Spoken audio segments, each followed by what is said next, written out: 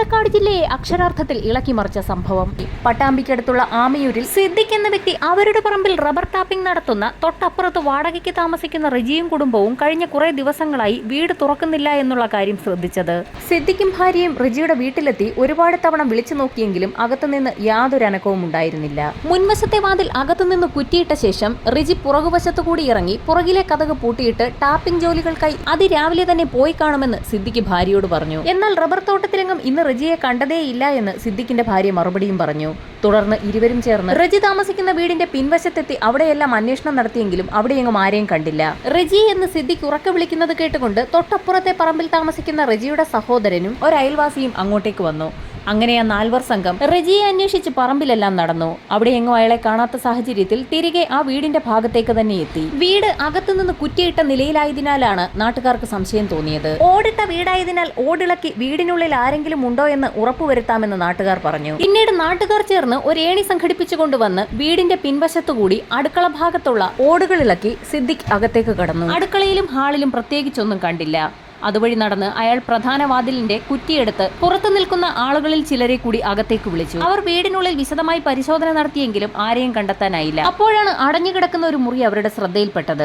ആ മുറിക്കുള്ളിൽ ആരെങ്കിലും ഉണ്ടോ എന്നറിയാൻ വാതിൽ തുറന്നു നോക്കിയ സംഘം നിലവിളിച്ചുകൊണ്ട് പിന്നിലേക്ക് മാറി. യാതൊരു ചലനവുമില്ലാതെ രണ്ട് സ്ത്രീരൂപം കട്ടിലിൽ കമിഴ്ന്നു കിടക്കുന്നു. സിദ്ദിഖിന്റെ ഭാര്യ അവർക്കരികിലേക്ക് നടന്നു വന്ന് ഒന്ന് സൂക്ഷിച്ചു നോക്കി. ഇത് ലിസിയുടെ മക്കളാണെന്നാണ് തോന്നുന്നതെന്ന് അവരൊരു സംശയവും പറഞ്ഞു. റജി ലിസി ദമ്പതികൾക്ക് 4 മക്കളാണുള്ളത്. അതിൽ മൂത്ത 2 പെൺമക്കൾ കോട്ടയത്തെ മഠത്തിൽ നിന്ന് പഠിക്കുന്നതിനാൽ അവരെ നാട്ടുകാരും കണ്ടിട്ടുണ്ടായിരുന്നില്ല. ഇളയ മകനും മകളും മാത്രമായിരുന്നു അവർക്കൊപ്പം ഈ വീട്ടിൽ താമസിച്ചിരുന്നത്. കട്ടിലിൽ കിടക്കുന്നത് ജീവനറ്റ ശരീരങ്ങളായതിനാൽ തന്നെ നാട്ടുകാർ ഉടൻ തന്നെ വിവരം പോലീസിനെ അറിയിച്ചു. വിവരമറിഞ്ഞ് പോലീസ് സംഘം എത്തിയപ്പോഴേക്കും നാട്ടുകാരെല്ലാം അവിടെ തടിച്ചുകൂടിയിരുന്നു. ഒറ്റ നോട്ടത്തിൽ തന്നെ നടന്നിരിക്കുന്നത് കൊലപാതകമാണെന്ന് പോലീസിന് വ്യക്തമായി. ഉടൻ തന്നെ ഫോറൻസിക് സംഘത്തെയും ഡോഗ് സ്ക്വാഡിനെയും അടക്കം സ്ഥലത്തെത്തിച്ച് പരിശോധന ആരംഭിച്ചു. വീടിന് പുറത്ത് പരിശോധന നടത്തുന്നതിനിടയിലാണ് പോലീസ് സംഘത്തിന്റെ കണ്ണിൽ ഒരു പ്രത്യേക കാഴ്ച അവിടെ ഒരു പഴയ സെപ്റ്റിക് ടാങ്കിന് മുകളിലായി അസ്വാഭാവികമായ രീതിയിൽ ഈച്ചകൾ വന്ന് പൊതിയുന്നൊരു കാഴ്ചയായിരുന്നു അത്. സെപ്റ്റിക് ടാങ്കിന്റെ മൂടിയിളക്കി പരിശോധന നടത്താൻ തീരുമാനിച്ച പോലീസ് സംഘം അതിനായി ഒരു കൂട്ടം ആളുകളെ ചുമതലപ്പെടുത്തി. ശേഷം പ്രദേശത്ത് നിന്ന് ലഭിക്കാവുന്ന കൂടുതൽ തെളിവുകൾ ശേഖരിക്കാൻ തുടങ്ങി. കൂട്ടത്തിൽ റജിയും കുടുംബത്തെക്കുറിച്ചുള്ള കൂടുതൽ വിവരങ്ങൾ സിദ്ദിഖിനോടും ഭാര്യയോടും തൊട്ടടുത്തുണ്ടായിരുന്ന നാട്ടുകാരോടുമൊക്കെ അന്വേഷിച്ചു. സിദ്ദിഖിന്റെ റബ്ബർ തോട്ടത്തിൽ പണിയെടുക്കുന്ന റജിയുടെ മൂത്ത 2 പെൺമക്കളെയും ആ നാട്ടിലുള്ള ആരും തന്നെ കണ്ടിട്ടുണ്ടായിരുന്നില്ല. കോട്ടയത്തെ മഠത്തിൽ പഠിക്കുന്ന പെൺകുട്ടികളുടെ ഫോട്ടോ ഒരിക്കൽ റജിയുടെ ഭാര്യ ലിസി സിദ്ദിഖിന്റെ ഭാര്യയെ കാണിച്ചിരുന്നു. അതുകൊണ്ടാണ് സിദ്ദിഖിന്റെ ഭാര്യയ്ക്ക് പെൺകുട്ടികളെ കണ്ടപ്പോൾ ഒരു മുഖപരിചയം തോന്നാൻ കാരണം. റജികുമാറും ഭാര്യയും ഇളയ 2 മക്കളും അവിടെ താമസിക്കുന്ന സമയത്താണ് 2 ആഴ്ചകൾക്ക് മുൻപ് റജിയുടെ ഭാര്യ ലിസി കോട്ടയത്തേക്ക് പോയത്. 2 ആഴ്ചയായിട്ടും ലിസിയെ അവിടെങ്ങും കാണാത്ത സാഹചര്യത്തിൽ സിദ്ദിഖിന്റെ ഭാര്യ അവരുടെ കുട്ടികളോട് അന്വേഷിച്ചപ്പോഴായിരുന്നു ലിസി കോട്ടയത്തേക്ക് പോയ വിവരം കുട്ടികൾ പറയുന്നത്. റബ്ബർ വെട്ടിക്കൊണ്ടിരുന്ന റജി ആ സമയത്ത് അങ്ങോട്ടേക്ക് കടന്നു വരികയും ഏതാനും ദിവസങ്ങൾക്ക് ശേഷം താനും മക്കളും കൂടി കോട്ടയത്തേക്ക് ലിസിയുടെ അടുത്തേക്ക് പോകുമെന്നും ശേഷം കോട്ടയത്തുള്ള തങ്ങളുടെ മൂത്ത 2 മക്കളെ കൂടി ഇവിടേക്ക് കൊണ്ടുവരുമെന്നും റജി ആ സമയത്ത് സിദ്ദിഖിന്റെ ഭാര്യയോട് പറഞ്ഞു. അങ്ങനെ ഏതാനും ദിവസങ്ങൾക്ക് ശേഷം ഒരു വൈകുന്നേരം ചോറ് കഴിക്കുന്നതിനെ കുറച്ച് കറി തരുമോ എന്നാവശ്യപ്പെട്ടുകൊണ്ട് റജി സിദ്ദിഖിന്റെ വീട്ടിലെത്തിയിരുന്നു. ഭാര്യയും മക്കളും മടങ്ങി വന്നില്ലേ എന്ന് അന്ന് സിദ്ദിഖിന്റെ ഭാര്യ റജിയോട് ചോദിച്ചിരുന്നു. ലിസിയും 4 മക്കളും അവരുടെ അമ്മാവനൊപ്പം ഏതാനും ദിവസങ്ങൾക്ക് ശേഷം ഇങ്ങോട്ടേക്ക് മടങ്ങിയെത്തുമെന്ന് അപ്പോൾ അയാൾ മറുപടിയും പറഞ്ഞു. ശേഷം സിദ്ദിഖിന്റെ ഭാര്യ താൻ ഉണ്ടാക്കിയ കൂണുകറിയിൽ ഒരൽപ്പം റജിക്ക് കൊടുത്തുവിടുകയും ചെയ്തു. പിറ്റേ ദിവസം റജി റബ്ബർ വെട്ടുന്നതിനായി ആ പരിസരത്തൊക്കെ തന്നെ ഉണ്ടായിരുന്നു. അത് കഴിഞ്ഞ് അയാളെ കണ്ടില്ല. വീട് പൂട്ടിയിട്ട നിലയിലായിരുന്നു. വീടിന്റെ പുറത്തെ പൂട്ട് ഇന്ന് കാണാതിരുന്ന സാഹചര്യത്തിലാണ് അവിടേക്ക് തങ്ങൾ അന്വേഷിച്ചെത്തിയതെന്നും സിദ്ദിഖിന്റെ ഭാര്യ പോലീസിന് മൊഴി നൽകി. വീട്ടിൽ നിന്ന് ലഭിക്കാവുന്ന വിരലടയാളങ്ങളൊക്കെ തന്നെ പോലീസ് സംഘം ശേഖരിച്ചു. നിലവിൽ റജിയെയും ഭാര്യ ലിസിയെയും ഇളയ 2 മക്കളെയും കാണാനില്ല. മൂത്ത 2 പെൺമക്കളാകട്ടെ മരിച്ച നിലയിൽ വീട്ടിൽ കിടക്കുന്നു. പോലീസിനാകെ സംശയമായി. പ്രദേശവാസികളെ എല്ലാം ചോദ്യം ചെയ്തു. അപ്പോഴാണ് ഒരു സ്ത്രീയിൽ നിന്നും ഒരു നിർണായക വിവരം പോലീസിന് ലഭിക്കുന്നത്. ആ സ്ത്രീയുടെ ഭർത്താവ് കോയമ്പത്തൂരിലാണ് ജോലി ചെയ്യുന്നത്. വളരെ വൈകിയാണ് അയാൾ വീട്ടിലെത്താറുള്ളത്. സംഭവം നടന്ന അന്ന് രാത്രി ഏകദേശം 9 മണിയോടുകൂടി ഒരു ഓട്ടോ വന്ന് നിൽക്കുന്ന ശബ്ദം കേട്ട് തന്റെ ഭർത്താവാണെന്ന് കരുതിയ സ്ത്രീ വീടിന് പുറത്തിറങ്ങി നോക്കിയപ്പോൾ റജിയും 2 പെൺമക്കളും ഓട്ടോയിൽ നിന്ന് ഇറങ്ങുന്നത് അവർ ശ്രദ്ധിച്ചിരുന്നു. പിറ്റേ ദിവസമാണ് റജികുമാറിന്റെ മൂത്ത 2 പെൺമക്കൾ മരിച്ച വിവരം അവരറിയുന്നത്. ശരിക്കും നിർണായകമായ ഒരു വിവരമാണ് പോലീസിന് ലഭിച്ചിരിക്കുന്നത്. സംഭവം നടക്കുന്നതിന്റെ തലേ ദിവസം രാത്രിയിൽ പെൺമക്കൾക്കൊപ്പം റജികുമാർ വീട്ടിലെത്തിയിരുന്നു. പിറ്റേ ദിവസം പെൺമക്കളെ മരിച്ച നിലയിൽ കണ്ടെത്തി. അങ്ങനെയെങ്കിൽ റജികുമാർ ഇവിടെ പോയി. കോട്ടയം മേഖലയിലേക്ക് റജികുമാറിനെ അന്വേഷിക്കാൻ ഒരു സംഘം പുറപ്പെട്ടു. ഇതോടൊപ്പം തന്നെ റജികുമാറിനെ കുറിച്ച് കൂടുതൽ അന്വേഷിക്കാനും അയാളുമായി കോണ്ടാക്ട് ഉള്ള എല്ലാ വ്യക്തികളെയും കണ്ടുപിടിക്കാനും കോട്ടയം പോലീസിന് നിർദ്ദേശം ലഭിച്ചു. കോട്ടയത്ത് റജികുമാറുമായി കണക്ട് ചെയ്ത് പല ബന്ധുക്കളുടെ വീടുകളിലും പോലീസ് എത്തി അന്വേഷണം നടത്തി. എന്നാൽ റജികുമാറോ ഭാര്യയെയോ അവർക്കൊപ്പമുണ്ടായിരുന്ന ആ 2 മക്കളോ അവിടെയെങ്ങും എത്തിയിട്ടില്ല എന്നാണ് ബന്ധുക്കളുടെ ഭാഗത്തു നിന്നും അറിയാൻ കഴിഞ്ഞത്. അങ്ങനെയെങ്കിൽ ആ 4 സംഘം എവിടെ പോയി? മൂത്ത 2 പെൺമക്കളെയും കൊലപ്പെടുത്തിയ ശേഷം 4 സംഘം അവിടെ നിന്നും സ്ഥലം വിട്ടതാണോ എന്ന് പോലും പോലീസ് സംശയിച്ചു. നാട്ടുകാരോട് വിവരം തിരക്കുമ്പോഴാണ് റജികുമാറിനെ കുറിച്ച് കൂടുതൽ വിവരങ്ങൾ പോലീസിന് ലഭിക്കുന്നത്. റജികുമാർ ഒരു BSc കെമിസ്ട്രിക്കാരനാണ്. കൂടാതെ കമ്പ്യൂട്ടർ ആപ്ലിക്കേഷനിൽ പോസ്റ്റ് ഗ്രാജുവേറ്റ് ഡിപ്ലോമ നേടിയതിനു ശേഷം ഒരു വക്കീലിന്റെ ബെഞ്ച് ക്ലർക്കായി വർക്ക് ചെയ്യുകയായിരുന്നു. കുറേ വർഷമായി ബെഞ്ച് ക്ലർക്കായി വർക്ക് ചെയ്തിരുന്ന റജികുമാർ പിന്നീട് ആമയൂരിലെത്തി ടാപ്പിംഗ് തൊഴിലാളിയായി മാറുകയായിരുന്നു. ബെഞ്ച് ക്ലർക്കായിരുന്ന ഒരാൾ എന്തിന് ടാപ്പിംഗ് തൊഴിലാളിയായി മാറണം? പോലീസിന് സ്വാഭാവികമായും സംശയമുയർന്നു. റജികുമാറിന്റെ സ്വഭാവത്തിൽ അസ്വാഭാവികതയുണ്ടെന്നുള്ള ബന്ധുക്കളുടെ മൊഴി അനുസരിച്ച് പോലീസ് വീണ്ടും റജിയുടെ വീടിനുള്ളിൽ പരിശോധന നടത്തിയപ്പോൾ അവിടെ ഒരു മൽപ്പിടുത്തം നടന്നതിന്റെ ലക്ഷണങ്ങളൊക്കെ തന്നെ കണ്ടെത്തി. ഈ സമയത്താണ് പുറത്ത് സെപ്റ്റിക് ടാങ്കിന്റെ മൂടി ഇളക്കിക്കൊണ്ടിരുന്ന തൊഴിലാളികൾ നിലവിളിച്ചുകൊണ്ട് അവിടേക്ക് ഓടിയെത്തിയത്. സെപ്റ്റിക് ടാങ്കിനുള്ളിൽ നിന്ന് രൂക്ഷമായ ഗന്ധം വമിക്കുന്നുണ്ടായിരുന്നു. അതിനുള്ളിൽ എന്തോ ഉണ്ടെന്ന് അവർ പറഞ്ഞു. പോലീസ് സംഘം നടത്തിയ പരിശോധനയിൽ സെപ്റ്റിക് ടാങ്കിനുള്ളിൽ നിന്നും ഒരു ഡെഡ് ബോഡി കണ്ടെത്തി. വിവരമറിഞ്ഞ് DYSP ഉൾപ്പെടെയുള്ള സംഘം അങ്ങോട്ടേക്കെത്തി. സെപ്റ്റിക് ടാങ്കിൽ നിന്നും ബോഡി പുറത്തെടുത്ത് കിടത്തിയപ്പോൾ അതൊരു സ്ത്രീയുടേതാണെന്ന് മനസ്സിലായി. സിദ്ദിഖിന്റെ ഭാര്യ അപ്പോൾ തന്നെ ആ ബോഡി തിരിച്ചറിഞ്ഞു. അത് റജിയുടെ ഭാര്യ ലിസിയായിരുന്നു. മൃതദേഹം പാതി അഴുകിയ നിലയിലായിരുന്നു. നാട്ടുകാരും പോലീസും ഒരുപോലെ അമ്പരന്നു. ഈ സമയത്താണ് മുറിയിൽ കൊല്ലപ്പെട്ട് കിടക്കുന്ന പെൺമക്കളുടെ ഇൻക്വസ്റ്റ് നടപടികൾ പൂർത്തിയാക്കിയ വിദഗ്ധ സംഘം പോലീസിനോട് ഒരു കാര്യം പറയുന്നത്. കൊല്ലപ്പെട്ട് കിടക്കുന്ന 2 പേരിൽ മൂത്തയാൾ മരിക്കുന്നതിന് മുൻപ് നശിപ്പിക്കപ്പെട്ടു. റജിയുടെ ഭാര്യയും മക്കളെയും ആരെങ്കിലും ഇല്ലാതാക്കിയതാണോ എന്നുവരെ പോലീസിന് സംശയമായി. അങ്ങനെയെങ്കിൽ റജികുമാറും ഇളയ 2 മക്കളും എവിടെ പോയി? ആ ചോദ്യത്തിനുള്ള ഉത്തരം അന്ന് വൈകുന്നേരം തന്നെ പോലീസിന് ആ വീടിന്റെ കോമ്പൗണ്ടിൽ നിന്ന് തന്നെ കിട്ടി. നാട്ടുകാരുടെ സഹായത്തോടുകൂടി പോലീസ് ആ പ്രദേശമാകെ വിശദമായി ഒന്ന് അരിച്ചു പറക്കി. സിദ്ദിഖിന്റെ ഉടമസ്ഥതയിലുള്ള റബ്ബർ തോട്ടം അരിച്ചു പറക്കുന്നതിനിടയിലാണ് കാട് പിടിച്ച ഒരു ഭാഗത്ത് 2 പ്ലാസ്റ്റിക് ചാക്കുകൾ കിടക്കുന്നത് അവരുടെ ശ്രദ്ധയിൽപ്പെടുന്നത്. ചാക്കുകൾ അഴിച്ച പോലീസ് സംഘവും നാട്ടുകാരും ഞെട്ടി. ആ 2 ചാക്കുകെട്ടിനുള്ളിൽ ഇളയ മക്കളായ അമലും അമന്യയുമായിരുന്നു. മൃതദേഹങ്ങൾ അഴുകി തുടങ്ങിയിരുന്നു. ഒരു വീട്ടിലെ 5 പേരും മരണപ്പെട്ടിരിക്കുന്നു. അങ്ങനെയെങ്കിൽ റജികുമാർ കൊല്ലപ്പെട്ട് കാണാൻ സാധ്യതയുള്ളതിനാൽ റജികുമാറിന്റെ ബോഡിക്ക് വേണ്ടിയും പോലീസ് തിരച്ചിൽ നടത്തി. ഡോഗ് സ്ക്വാഡിനെ ഉപയോഗിച്ച് പരിശോധന നടത്തിയിട്ടും റജികുമാറിന്റെ മൃതദേഹം മാത്രം കണ്ടുകിട്ടിയില്ല. ഇതിനിടയിൽ റജികുമാറിന്റെ മൊബൈൽ ഫോൺ കേന്ദ്രീകരിച്ച് നടത്തിയ അന്വേഷണത്തിൽ അയാളുടെ മൊബൈൽ ആക്റ്റീവ് ആണെന്ന് കണ്ടെത്തി. പാലാ, കോട്ടയം മേഖലകളിലായിരുന്നു ടവർ ലൊക്കേഷൻ. ഇതോടുകൂടി 5 പേരെയും കൊലപ്പെടുത്തിയത് റജികുമാർ തന്നെ ആകാമെന്നുള്ള സംശയം ഉയർന്നു. ഒരുപക്ഷെ റജികുമാറിനെയും കൊലപ്പെടുത്തിയ ശേഷം കൊലപാതകി ആ മൊബൈൽ ഫോൺ കൈവശം വെച്ചിരിക്കുകയാണോ എന്നുള്ള പോസിബിലിറ്റിയും പോലീസ് പരിശോധിച്ചു. പോലീസ് കണ്ടെടുത്ത 5 മൃതദേഹങ്ങളും ഇൻക്വസ്റ്റ് നടപടികൾ പൂർത്തിയാക്കി പോസ്റ്റ്മോർട്ടത്തിനായി തൃശൂർ മെഡിക്കൽ കോളേജിലേക്ക് അയച്ചു. ഇതോടൊപ്പം തന്നെ റജികുമാറിനായുള്ള തിരച്ചിൽ ഊർജിതമാക്കി. ഈ സമയത്താണ് കോട്ടയം പോലീസ് സ്റ്റേഷനിലേക്ക് ഒരു ഫോൺ കോൾ എത്തുന്നത്. ഗാന്ധിനഗർ ബസ് സ്റ്റാൻഡിൽ റജികുമാറിനെ കണ്ടു എന്നായിരുന്നു വിളിച്ചയാൾ പറഞ്ഞത്. വിവരമറിഞ്ഞ് ബസ് സ്റ്റാൻഡിലെത്തിയ പോലീസ് സംഘം റജികുമാറിനെ കൈയോടെ തന്നെ പിടികൂടി. കോട്ടയത്ത് നിന്നും ബസ്സിൽ കയറി എങ്ങോട്ടോ രക്ഷപ്പെടാനിരുന്ന റജികുമാർ പോലീസ് കസ്റ്റഡിയിലാവുകയായിരുന്നു. അറസ്റ്റ് ചെയ്ത റജികുമാറിനെ മജിസ്ട്രേറ്റിന് മുൻപിൽ ഹാജരാക്കി പോലീസ് കസ്റ്റഡിയിലെടുത്ത് ചോദ്യം ചെയ്യൽ ആരംഭിച്ചു. കസ്റ്റഡിയിലെടുത്ത റജികുമാറിന്റെ വിരലടയാളം തന്നെ ആദ്യം പോലീസ് പരിശോധിച്ചു. ആ വീട്ടിൽ നിന്നും ആകെ ഒരാളുടെ ഫിംഗർ പ്രിന്റ് മാത്രമായിരുന്നു ലഭിച്ചത്. അത് റജികുമാറിന്റേത് തന്നെയെന്ന് തെളിയിക്കാൻ പോലീസിന് അധിക സമയം വേണ്ടി വന്നില്ല. ചോദ്യം ചെയ്യലിൽ റജികുമാറിന്റെ മൊഴികളിലെല്ലാം വൈരുദ്ധ്യം കണ്ടെത്തി. ഈ മരണങ്ങളിലൊന്നും തനിക്ക് ഒരു പങ്കുമില്ല എന്ന് അയാൾ ആവർത്തിച്ചുകൊണ്ടേയിരുന്നു.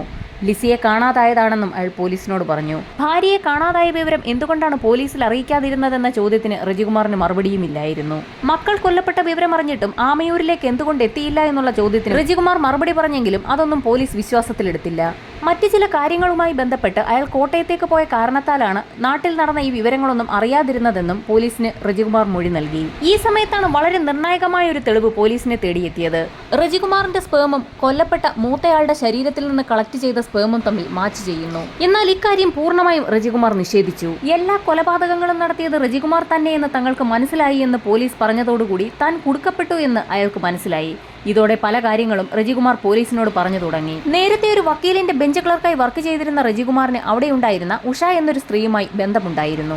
ആ അടുപ്പം റജികുമാറിന്റെ ഭാര്യ ലിസി അറിയുകയും അവർ തമ്മിൽ വാക്കുതർക്കമുണ്ടാകുന്നത് പതിവാവുകയും ചെയ്തിരുന്നു. ഉഷയെ കാണുന്നതിന് വേണ്ടിയാണ് റജികുമാർ വക്കീലിന് കീഴിൽ ബെഞ്ച് ക്ലർക്കായി ജോലി ചെയ്യുന്നതെന്ന് വരെ ലിസി പറഞ്ഞു. ഇതോടുകൂടി ആ ജോലി വിടാൻ റജികുമാർ തീരുമാനിച്ചു. ഈ സമയത്താണ് ആമയൂർ മേഖലയിലെ റബ്ബർ തോട്ടത്തിൽ റബ്ബർ ടാപ്പിങ്ങിനായി ഒരാളെ ആവശ്യമുണ്ടെന്നുള്ള പത്രപരസ്യം റജികുമാർ ശ്രദ്ധിക്കുന്നതും ഭാര്യയും മക്കളെയും കൂട്ടി അങ്ങോട്ടേക്ക് താമസം മാറുന്നതും. അതിനിടയിൽ മൂത്ത 2 പെൺമക്കളെയും കോട്ടയത്തുള്ള മഠത്തിൽ താൽക്കാലികമായി നിർത്തുകയും ചെയ്തു. അങ്ങനെ പ്രശ്നങ്ങളൊന്നുമില്ലാതെ 1 വർഷക്കാലം മുൻപോട്ട് പോയി. അങ്ങനെയിരിക്കെ ഒരു ദിവസം റജികുമാറിന്റെ ഫോണിലേക്ക് ഉഷയുടെ ഒരു കോൾ വന്നു. ഇത് കണ്ട ലിസി റജിയുമായി വാക്കുതർക്കമുണ്ടാവുകയും ഇതേ തുടർന്ന് റജി ലിസിയുടെ കഴുത്തിൽ ബലമായി പിടിമുറുക്കുകയും ചെയ്തു. ഏതാനും നിമിഷങ്ങൾക്കകം ലിസി മരണപ്പെട്ടു. ഈ സമയത്ത് ഇളയ 2 മക്കൾ മുറിയിൽ ഉറങ്ങിക്കിടക്കുകയായിരുന്നു. അവരാരും അറിയാതെ ലിസിയുടെ മൃതദേഹം റജി ഒരു മുറിക്കുള്ളിലാക്കി മുറി പുറത്തുനിന്ന് പൂട്ടി താക്കോൽ കയ്യിൽ സൂക്ഷിച്ചു. പിറ്റേ ദിവസം രാവിലെ ഉണർന്ന മക്കൾ അമ്മയെ തിരക്കിയെങ്കിലും അമ്മ കോട്ടയത്തുള്ള സഹോദരങ്ങളെ കാണാൻ പോയിരിക്കുകയാണെന്ന് റെജി അവരോട് പറഞ്ഞു. പിറ്റേ ദിവസം രാവിലെ മുറ്റത്ത് കളിച്ചുകൊണ്ടിരിക്കുന്ന കുട്ടികളെയാണ് സിദ്ദിഖിന്റെ ഭാര്യ കാണുന്നതും ലിസിയെക്കുറിച്ച് അന്വേഷിക്കുകയും ചെയ്യുന്നത്. ആ സമയത്താണ് കുട്ടികൾ തങ്ങളുടെ അമ്മ ലിസി മൂത്ത 2 പെൺകുട്ടികളെ കാണുന്നതിനായി കോട്ടയത്തേക്ക് പോയിരിക്കുകയാണെന്നുള്ള വിവരം സിദ്ദിഖിന്റെ ഭാര്യയോട് പറയുന്നത്. സ്വന്തം അമ്മയുടെ മൃതദേഹം തൊട്ടടുത്തുള്ള മുറിയിൽ കിടക്കുന്നതറിയാതെ ആ കുട്ടികൾ മുറ്റത്ത് കളിക്കുകയും അന്ന് ഉച്ചയ്ക്ക് ഭക്ഷണം കഴിക്കുകയും അവിടെ കിടന്നുറങ്ങുകയും ചെയ്തു. കുട്ടികൾ ഉറക്കമായെന്ന് മനസ്സിലായതോടുകൂടി റജികുമാർ ലിസിയുടെ മൃതദേഹം പുറകുവശത്തുള്ള സെപ്റ്റിക് ടാങ്കിന്റെ അടപ്പ് തുറന്ന് അതിലേക്കിട്ടു. തൊട്ടടുത്ത ദിവസം രാവിലെ കുട്ടികളുമായി റജികുമാർ കോട്ടയത്തെത്തുകയും സഹോദരിമാരെ കാണിച്ചു കൊടുക്കുകയും ചെയ്തു. അമ്മയെ തിരക്കിയ കുട്ടികളോട് തങ്ങളുടെ അമ്മയായ ലിസി അവരുടെ അമ്മാവന്റെ വീട്ടിലേക്ക് പോയിരിക്കുകയാണെന്നും റജികുമാർ പറഞ്ഞു. തിരികെ ഇളയ 2 കുട്ടികളുമായി പാലക്കാട്ടേക്ക് മടങ്ങിയ റജികുമാർ രാത്രി 9 മണിയോടുകൂടി ആമയൂരെത്തി. സിദ്ദിഖിന്റെ വീട്ടിലെത്തി രാത്രി ചോറിനൊപ്പം കഴിക്കാൻ അല്പം കറി ആവശ്യപ്പെട്ടു. ഭാര്യയും മക്കളും എവിടെയെന്നുള്ള സിദ്ദിഖിന്റെ ഭാര്യയുടെ ചോദ്യത്തിന് അവരെല്ലാവരും കോട്ടയത്ത് തന്നെയാണെന്നും താൻ ഒറ്റയ്ക്കാണ് മടങ്ങിയെത്തിയതെന്നും അയാൾ മറുപടിയും പറഞ്ഞു. ഇളയ കുട്ടികളുടെ പോസ്റ്റ്മോർട്ടത്തിൽ നിന്നും വയറ്റിൽ നിന്നും കുമിൾകറിയുടെ അംശം കണ്ടെത്തിയിട്ടുണ്ട്. അതായത് അവർ കൊല്ലപ്പെടുമ്പോൾ അവർ കഴിച്ച ഭക്ഷണം ദഹിച്ചിട്ട് പോലും ഉണ്ടായിരുന്നില്ല. അങ്ങനെ ഇളയ മക്കളെയും കൊലപ്പെടുത്തി മൃതദേഹം പ്ലാസ്റ്റിക് കവറിലാക്കി ഒരു മുറിയിൽ മാറ്റിവെച്ചു. പിറ്റേ ദിവസം പതിവ് പോലെ ടാപ്പിംഗ് ജോലികളിൽ ഏർപ്പെട്ടു. റബ്ബർ വെട്ടിയ ശേഷം കറയുമായി റജികുമാർ സിദ്ദിഖിന്റെ വീട്ടിലെത്തിയിരുന്നു. സിദ്ദിഖിന്റെ ഭാര്യ വീണ്ടും ലിസിയെക്കുറിച്ച് അന്വേഷിച്ചപ്പോൾ ലിസിയും മക്കളും അവരുടെ അമ്മാവനൊപ്പം അടുത്ത ദിവസം മടങ്ങി വരുമെന്നും അയാൾ അവരോട് പറഞ്ഞു. ഏതാനും ദിവസങ്ങൾക്ക് ശേഷം റജികുമാറിന്റെ വീട് പൂട്ടിക്കിടക്കുന്നത് കണ്ടപ്പോൾ അയാൾ ഭാര്യയും മക്കളെയും കൂട്ടിക്കൊണ്ടുവരാൻ കോട്ടയത്തേക്ക് പോയതായിരിക്കുമെന്നാണ് സിദ്ദിഖിന്റെ ഭാര്യ കരുതിയത്. പട്ടാമ്പിയിൽ നിന്നും അന്ന് പുറപ്പെട്ട റജികുമാർ കോട്ടയത്തേക്ക് തന്നെയായിരുന്നു പോയത്. കോട്ടയത്ത് പെൺമക്കൾ പഠിക്കുന്ന സ്കൂളിലെത്തി അയാളുടെ അമ്മ മരിച്ചു പോയതായി സ്കൂളിന്റെ പ്രിൻസിപ്പലിനെ അറിയിക്കുകയും പെൺമക്കളെ തനിക്കൊപ്പം അയക്കണമെന്ന് ആവശ്യപ്പെടുകയും ചെയ്തു. മരണവിവരം അറിഞ്ഞാൽ കുട്ടികൾ വിഷമിക്കുമെന്ന് കരുതി സ്കൂൾ അധികൃതർ കുട്ടികളോട് വിവരം പറഞ്ഞതുമില്ല. അങ്ങനെ റജികുമാറിനൊപ്പം ആ പെൺമക്കൾ അവിടെ നിന്നും പാലക്കാട്ടേക്ക് പുറപ്പെട്ടു. രാത്രി 9 മണിയോടുകൂടി ആമയൂരിൽ ഒരു ഓട്ടോയിൽ റജികുമാറും പെൺമക്കളും വന്നിറങ്ങുന്നത് അയൽവാസിയായ ഒരു സ്ത്രീ കാണുകയും ചെയ്തിരുന്നു. വീട്ടിലെത്തിയ പെൺമക്കൾ അമ്മയെയും ഇളയ 2 സഹോദരങ്ങളെയും തിരക്കിയപ്പോൾ അവർക്ക് പുറത്തു പോയതാണെന്നും ഉടൻ മടങ്ങി വരുമെന്നും റജികുമാർ അവരോട് പറഞ്ഞു. ശേഷം യാത്രാക്ഷീണമുണ്ടായിരുന്ന പെൺമക്കൾ ഉറങ്ങാനായി മുറിയിലേക്ക് പോയി. ഉറങ്ങിക്കിടന്നവരെ വെളുപ്പിന് 4 മണിയോടുകൂടിയായിരുന്നു റജികുമാർ ശ്വാസം മുട്ടിച്ച് കൊലപ്പെടുത്തിയത്. തൊട്ടടുത്ത മുറിയിൽ ഇളയ മക്കളും മരണപ്പെട്ട് കിടക്കുന്നുണ്ടായിരുന്നു. മുൻവശത്തെ പ്രധാന വാതിൽ അകത്തുനിന്ന് കുറ്റിയിട്ട ശേഷം പ്ലാസ്റ്റിക് ചാക്കിൽ പൊതിഞ്ഞ മൃതദേഹങ്ങളുമായി അടുക്കളവശത്തുകൂടി റജികുമാർ പുറത്തിറങ്ങുകയും ആ വാതിൽ പൂട്ടുകയും ചെയ്തു. ശേഷം റബ്ബർ തോട്ടത്തിലൂടെ നടന്ന് റബ്ബർ തോട്ടത്തിന്റെ കാട് പിടിച്ചു കിടക്കുന്ന ഭാഗത്ത് പ്ലാസ്റ്റിക് ചാക്കുകൾ ഉപേക്ഷിച്ചു. പ്ലാസ്റ്റിക് ചാക്കിലെ മൃതദേഹങ്ങൾ റബ്ബർ തോട്ടത്തിൽ ഉപേക്ഷിച്ച ശേഷം റജികുമാർ അവിടെ നിന്നും ആമയൂർ ടൗണിലെത്തി. ടൗണിലൊന്ന് കറങ്ങിയ ശേഷം തിരികെ വീട്ടിലേക്ക് പോകാനായിരുന്നു റജികുമാറിന്റെ പ്ലാൻ. എന്നാൽ ഈ സമയത്തായിരുന്നു സിദ്ദിഖിന്റെ ഭാര്യ റജികുമാറും കുടുംബവും തിരികെ എത്തിയെന്നും പ്രധാന വാതിൽ പുറത്തുനിന്നും പൂട്ടിയിട്ടില്ല എന്നും മനസ്സിലാക്കിയത്. റജികുമാറിനെയും കുടുംബത്തെയും പുറത്തു കാണാത്ത സാഹചര്യത്തിൽ സിദ്ദിഖും ഭാര്യയും അവിടെ എത്തി നടത്തിയ തിരച്ചിലായിരുന്നു പിന്നീട് വീടിനുള്ളിൽ മൃതദേഹങ്ങൾ കണ്ടെത്തുന്നതിനിടയാക്കിയത്. ഇതിനോടകം തന്നെ റജികുമാറിന്റെ വീട്ടിൽ നിന്നും മൃതദേഹം കണ്ടെത്തിയ വാർത്ത നാടാകെ പരന്നിരുന്നു. വിവരമറിഞ്ഞ റജികുമാർ ആമയൂരിൽ നിന്നും കോട്ടയത്തേക്ക് പോയി. അവിടെ തന്റെ സുഹൃത്തായ ഉഷാകുമാരിക്കൊപ്പമായി പിന്നീടുള്ള താമസം. വളരെ വ്യക്തമായി തന്നെ അയാൾ പോലീസിനോട് കുറ്റസമ്മതം നടത്തി. എന്നാൽ പീഡന വിവരം മാത്രം അയാൾ ശക്തമായി തന്നെ നിഷേധിച്ചു. പോലീസ് സംഘം ഉഷയെ കസ്റ്റഡിയിലെടുത്തു. ഉഷയുടെ മൊഴിയാകട്ടെ പോലീസിനെ തീർത്തും ഞെട്ടിക്കുന്നതായിരുന്നു. കൊലപാതകവും അതേ തുടർന്നുള്ള സംഭവങ്ങളും നടക്കുന്ന കാലയളവിൽ താനും റജികുമാറും ഭാര്യ ഭർത്താക്കന്മാരെ പോലെ കഴിയുകയായിരുന്നു എന്ന് അവർ വ്യക്തമാക്കി. അതങ്ങനെ തന്നെ പോലീസ് കുറ്റപത്രത്തിൽ എഴുതി ചേർത്തു.